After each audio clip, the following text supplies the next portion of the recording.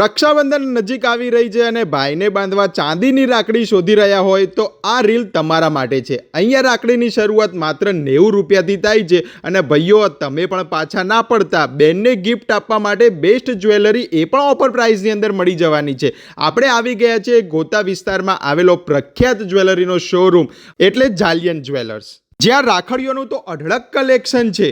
All over India delivery પણ તમને મળી જવાની છે। શોપ પર જશો તો ઘણું બધું કલેક્શન જોવા મળશે।